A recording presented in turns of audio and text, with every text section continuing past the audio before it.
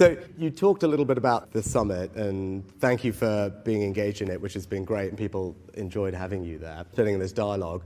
Now, one of the things that we achieved today in the meetings between the companies and the leaders was an agreement that externally, ideally governments, should be doing safety testing of models before they're released. Yeah. I think this is something that you've spoken about a little bit. It was something we worked really hard on because my job in government is to say, hang on, there is a potential risk, not a definite risk, but a potential risk of something that could be bad.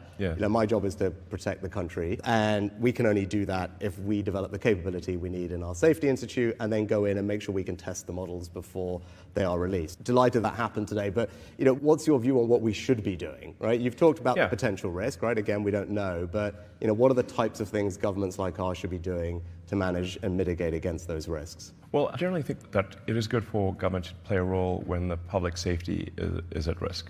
So, really for the vast majority of software, the public safety is not at risk. If the app crashes on your phone or your laptop, it's not a massive catastrophe. But when you're talking about digital superintelligence, I think, which does pose a risk to the public, then there is a role for government to play to safeguard the interests of the public. And this is, of course, true in many fields, aviation, cars. I deal with regulators throughout the world because of Starlink being communications, rockets being aerospace, and cars being vehicle transport. So I'm very familiar with dealing with regulators.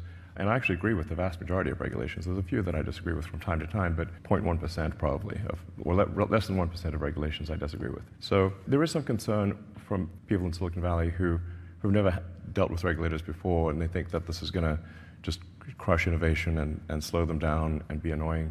And it will be annoying, it's true. They're not wrong about that. But I think we've learned over the years that having a referee is a good thing. And if you look at any sports game, there's always a referee.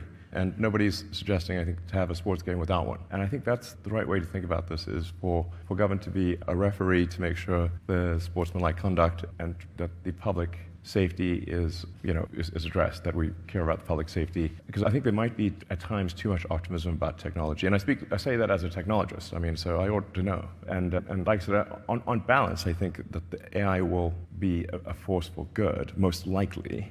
But the probability of it going bad is not 0%. Yeah.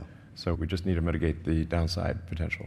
And then you talk about referee, and that's what we're trying to create. Right there. Yeah, well, there we go. And we talked about this, and Demis and I discussed this a long time ago. I'm literally facing right at him. And actually, Demis, to his credit and the credit of people in the industry, did say that to us. Yeah. I think you say it's not right that Demis and his colleagues are marking their own homework, right? There needs to be someone independent, and that's why we've developed the Safety Institute here.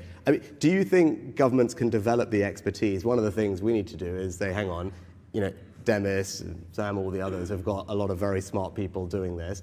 Governments need to quickly tool up capability-wise, personnel-wise, which is what we're doing. Do you think it is possible for governments to do that fast enough, given how quickly the technology is developing, or what do we need to do to make sure we do it quick enough? No, I think it's a great point you're making. The pace of AI is faster than any technology I've seen in history by far, and it seems to be growing in capability by at least 5-fold, perhaps 10-fold per year. It'll certainly grow by an order of magnitude next year. Yeah. And government isn't used to moving at that speed. But I think even if there are not firm regulations, even if there isn't an enforcement capability, simply having insight and being able to highlight concerns to the public will be very powerful. So even if that's all that's accomplished, I think that will be very good. Okay. Yeah, well, hopefully we can do better than that. Hopefully, yeah. Yeah. No, but that's helpful. Actually, we were talking before. It was striking. You're someone who spent their life in technology, living Moore's Law. And what was interesting over the last couple of days, talking to everyone who's doing the development of this, and I think you'd concur with this, is just the pace of advancement here is unlike anything all of you have seen in your careers in technology. Is that fair? Because you've got these kind of compounding effects from the hardware and the data and the personnel. Yeah, currently the two leading centers for AI development are the San Francisco Bay Area and the sort of London area.